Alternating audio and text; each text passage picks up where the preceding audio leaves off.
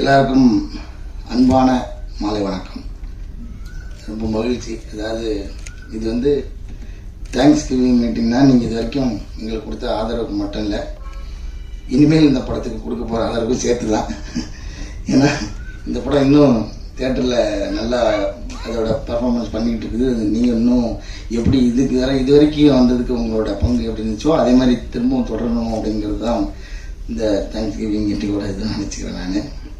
ஏன்னா இது வந்து எனக்கு ஒரு நம்பிக்கை இருக்குது, இன்னும் ஒரு நம்பர் என்ன சார் வரும்னு. முதல்ல இந்த வாய்ப்பு கொடுத்த டைரக்டருக்கு நன்றி. ஏன்னா அவர் பேர் விட்டுட்டோன்னா ரொம்ப கஷ்டம்.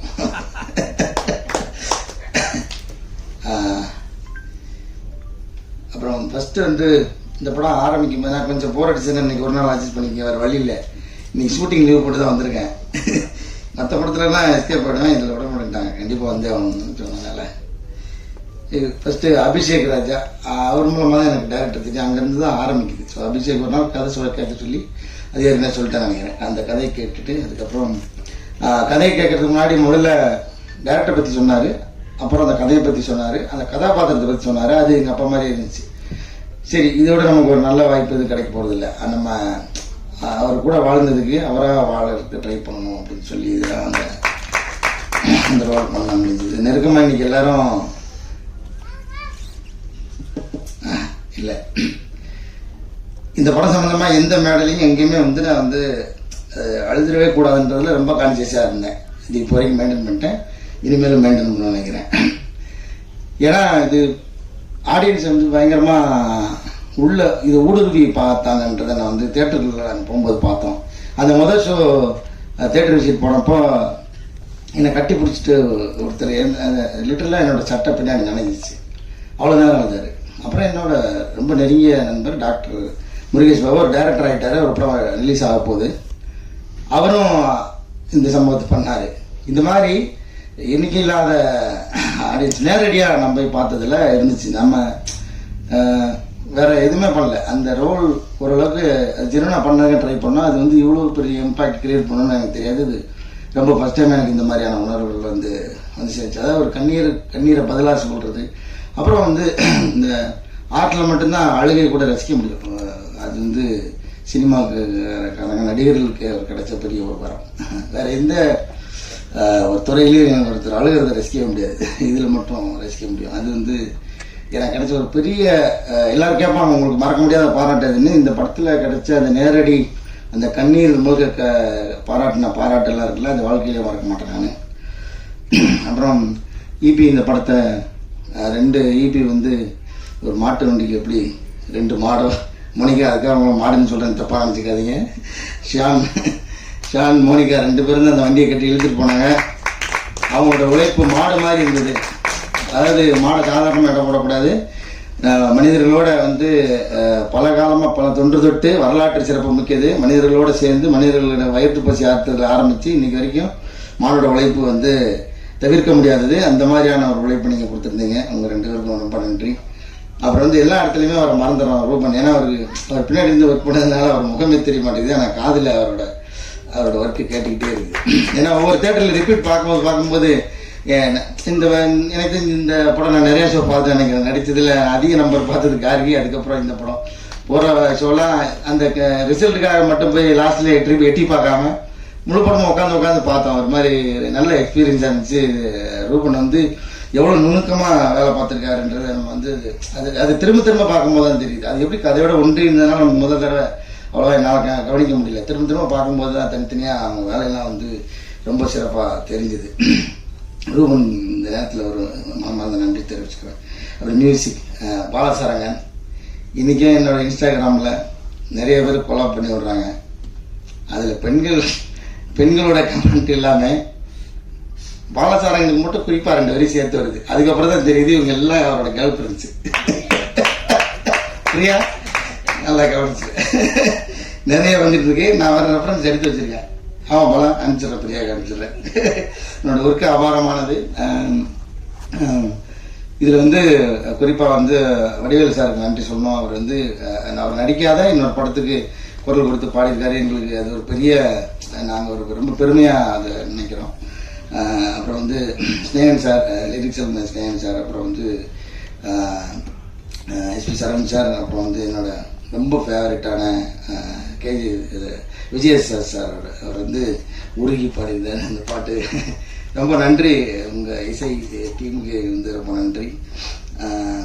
அப்புறம் சத்யராஜ் சார் இந்த ரோல் அதான் நம்ம உள்ள சின்ன வயசில் பார்த்து பயந்து சிரித்து எல்லாமாவும் அவரை வந்து கொண்டாடியிருக்கோம்.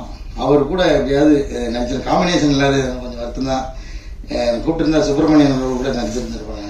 எனக்கு அவ்வளோ பிடிக்கும். எனக்கு சுப்பிரமணியன் இந்த படத்தில் ரொம்ப ஃபேவரட்டான ஆக்டர் சுப்பிரமணியன். அவரை நான் வந்து நிறைய ஷூட்டிங்கில் பார்த்துருக்கேன்.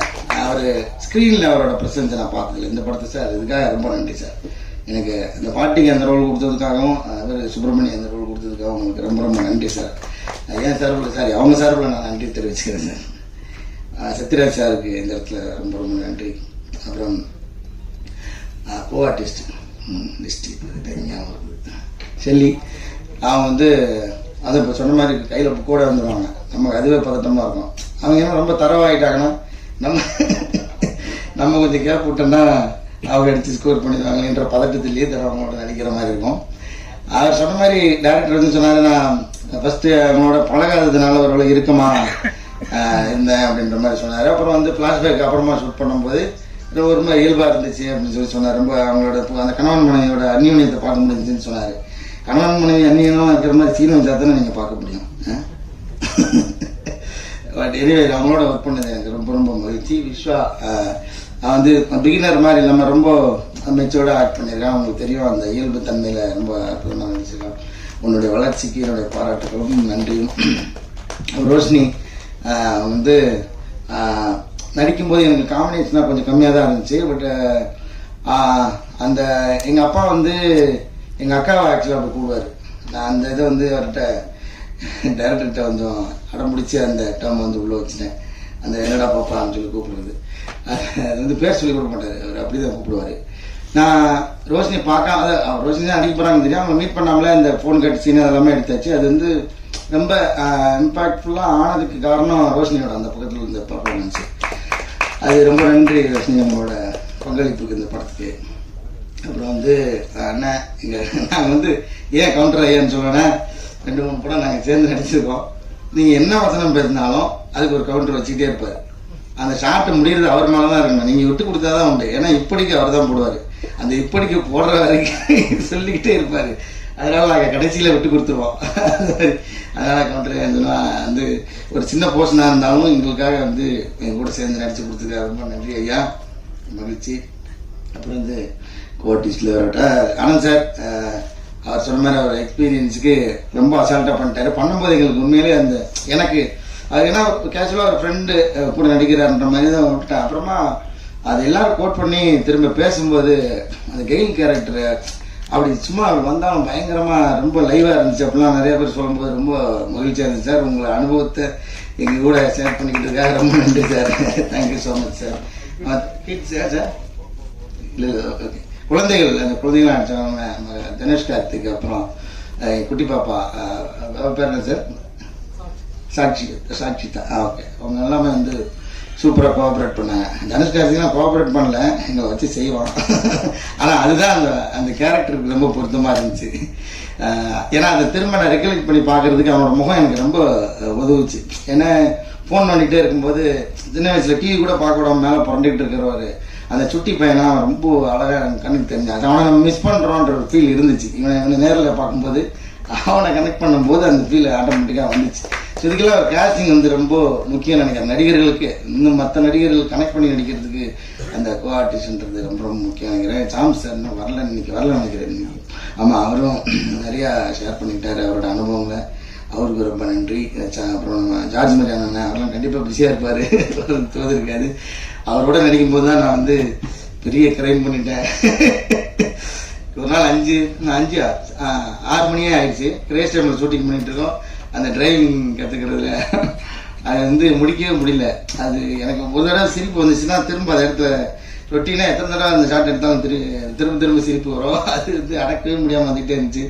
அப்புறம் ஒரு கடத்து போல டைரக்டர் வந்து ரொம்ப பொறுமையிலேருந்து வந்து சொல்லிட்டாரு, சார் அவ்வளோதான் லைட் போக போகுது, இந்த ஒரு தடவை எடுத்துக்கலாம், சிரிக்காம இருங்க அப்படின்னு பல்ல கடிச்சிட்டு அந்த ஷார்ட் நடிச்சிட்டு வந்தோம். ஜார்ஜ் மரியாதைக்கு ரொம்ப நன்றி. மற்ற யாராவது இருந்தால் கூட நடித்த எல்லாருக்குமே ரொம்ப ரொம்ப நன்றி. அப்புறம் வந்து எஸ்ஆர் பிரபு சார் முக்கியமான பங்கு. அதாவது இந்த அதான் காசு வச்சிருந்தால் படம் எடுத்துடலாம், நல்ல ரைட்டிங் திறமைசாலியாக இருந்து எழுதியிருந்தால் நல்ல படமும் நல்ல கதையாகவும் வந்துடும், டைரக்ஷனும் பண்ணிடலாம், எல்லாம் ஓகே எடுத்துடலாம், எல்லாமே நல்ல படமாகவே இருந்திருக்கும். ஆனால் அது மக்கள்கிட்ட போய் சேர்றதுக்கு வந்து முக்கியமான ஒரு காரணம் வந்து எஸ்ஆர் பிரபு சார். அது வந்து அந்த மாதிரியான ஒரு லேபிள் அடித்து ஒட்டும் போது தான் அந்த ப்ராடக்டே வந்து வேல்யூவாக மாறுது, இன்னும் கொஞ்சம் கூடுதுன்னு நினைக்கிறேன். ஸோ உள்ளே இருக்கிற அந்த பொருள் தரமாக இருந்தாலும் அது மேலே ஓட்டுற லேபிள் ரொம்ப முக்கியன்ற மாதிரி எஸ்ஆர் பிரபு சார் இந்த படத்தை வந்து ரிலீஸ் பண்ணதுக்காக எங்கள் டீம் சார் நன்றி தெரிவிச்சுக்கிறோம். யுவன் சார் ரொம்ப நன்றி சார். உங்களோட அந்த முதல் அந்த என்ன சொல்கிறது அந்த ஃபஸ்ட்டு இது இருக்குல்ல, அது நீங்கள் சொன்னது தான் டேரக்டர் அடிக்கடி சொல்லிட்டுருப்பாரு. யுவன் சாரோட ரியாக்ஷன்லேயே எனக்கு தெரிஞ்சிருச்சு இந்த படம் வாங்கிடுவாங்க அப்படின்றது. அந்த மாதிரி நீங்கள் இந்த படத்தை ரிசீவ் பண்ணதுக்காக ரொம்ப நன்றி சார். ஜாக்கி சார் இதுக்கு முன்னாடி கார்கி ஒர்க் பண்ணார். அப்போ இந்த படம் கதை கேட்டு ஒரு நாள் எனக்கு ஃபோன் அடிச்சு கதை கேட்டுட்டு ஃபோன் அடிச்சாரு நினைக்கிறேன். ஆமாம் ஆமாம் இந்த மாதிரி நான் தான் பண்ணுறேன் அப்படின்னாரு. எனக்கு ரொம்ப சந்தோஷமாக இருந்துச்சு. அவ்வளோ பிஸிலையும் அவ்வளோ பெரிய பெரிய படங்களுக்கு அந்த பெரிய முரட்டு படங்களுக்கு மத்தியிலையும் இந்த படத்துக்கு வந்து ரொம்ப ஆத்மார்த்தமாக வேலை பண்ணி கொடுத்த ஜாக்கி சாருக்கு வந்து ரொம்ப நன்றி. எடிட்டர் சமோஸ்கி அதான் அவரை பற்றி பாராட்டுறதுக்கு என்ன இருக்குது, ஏன்னா ஒரு வேலையை முடிக்கவே இல்லை, இன்னமும் ஒரு வேலை கொடுத்துக்கிட்டே இருக்காங்க பாவம். எனக்கு தெரிஞ்சு நான் பேசுகிறதையும் கொண்டு போய் எடிட் பண்ணி நைட் எடிட் பண்ணி காலைல போஸ்ட் பண்ணுவார். அவ்வளோ கண்டென்ட் எடிட் பண்ணிக்கிட்டு இருக்காரு. தியேட்டருக்கு நாங்கள் போகிற ஃபுட்டேஜெலாம் எடுத்து எடுத்து அனுப்பிக்கிட்டே இருக்கலாம். அட்லி போட்டு சளைக்காமல் அவரை பார்த்துருக்காரு. செவத்தோரமாக திருப்பி வச்சுட்டாங்க அவர் சிஸ்டத்தை வேறு எதையுமே பார்க்க முடியாது, சிஸ்டத்தில் பண்ணி தான் உட்காந்துருக்காரு. இப்போ வரைக்கும் கடின உழைப்பாளி. நீங்கள் வாங்கின சம்பளத்துக்கு மேலே வேலை செஞ்சுருப்பீங்கன்னு நினைக்கிறேன்.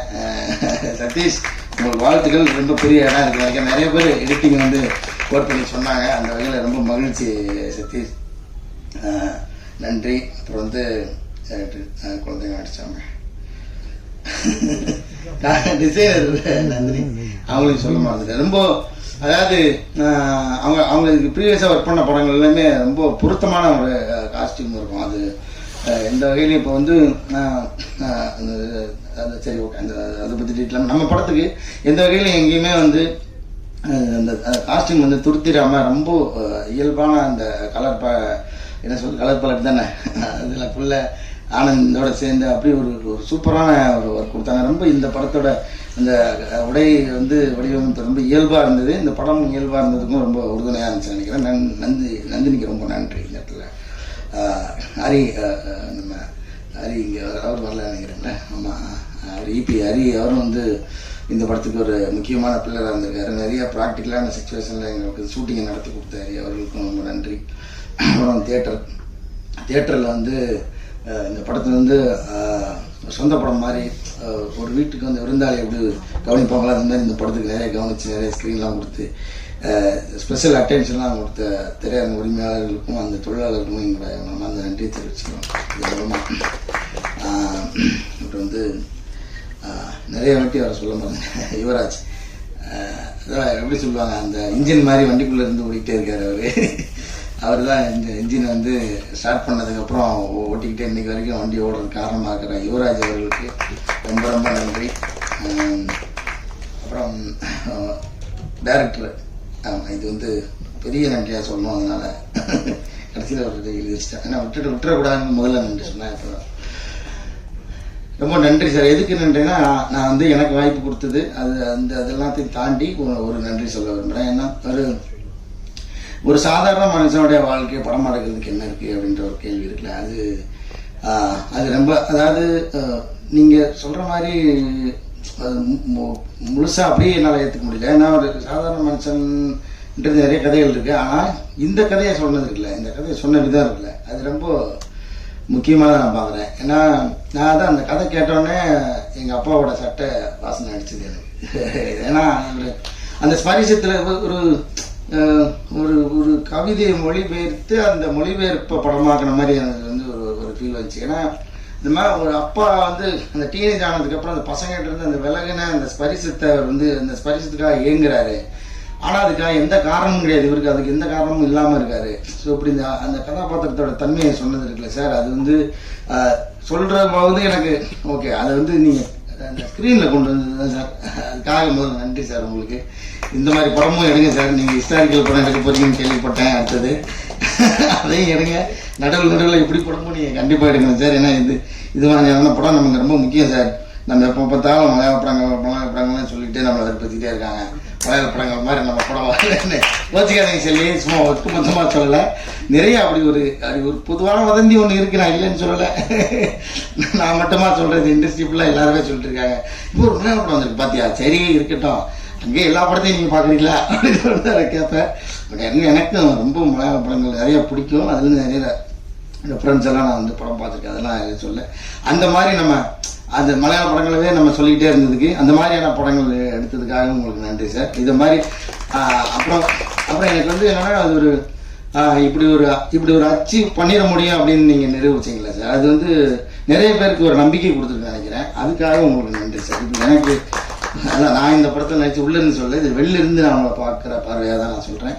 இது மாதிரி நிறைய பேருக்கு இனிமேல் இந்த ஒரு புது முயற்சி எடுக்கணும், ஒரு எளிய மனிதனுடைய கதையை வந்து இயல்பான ஒரு இதில் வந்து எடுக்க முடியும், அது வந்து அதை வந்து வியாபாரமாகவும் ஆக்க முடியும், அது வந்து இந்த லாபமும் சேரும் அப்படின்றத நீங்கள் காமிச்சதுக்காகவும் நன்றி சார், ரொம்ப நன்றி. யார் பேராக விட்டுருந்தேன்னா மன்னிக்கணும், கிட்டத்தட்ட எல்லாரும் பேரும் சொல்லிட்டு நினைக்கிறேன். அப்புறம் அதான் நான் மறுபடியும் உங்கள்கிட்ட முதல்ல சொன்னது தான் ஐயா நான் சொல்கிறேன். இது சரி வேலை முடிஞ்சிருச்சு, தேங்க்ஸ் கிவிங் மீட்டிங் அப்படின்ற மாதிரி விட்டுறாதீங்க.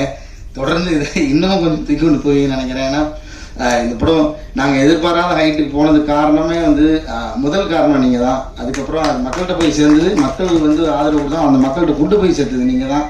அதே மாதிரி தொடர்ந்து இந்த படத்தை இன்னும் ஆதரவு கொடுத்துட்டே இருங்க. இன்னொரு தேங்க்ஸ் கிவிங் மீட்டிங் இருக்குது, அதை நான் இந்த இடத்துல பதிவு பண்ணுறேன். அது ஒரு வெற்றி விழாவாகவே இருக்கும்னு நான் நம்புகிறேன். உங்களோட ஆதரவு தொடர்ந்து இருக்குன்னு கேட்டுக்கிட்டு விடைபெறுறேன். வேறு யாரையும் விட்டுட்டு நினைக்கிறேன். நன்றி, தேங்க்யூ ஸோ மச் ஐயா, நேரம் பொறுமையாக கேட்டதுக்காக நன்றி.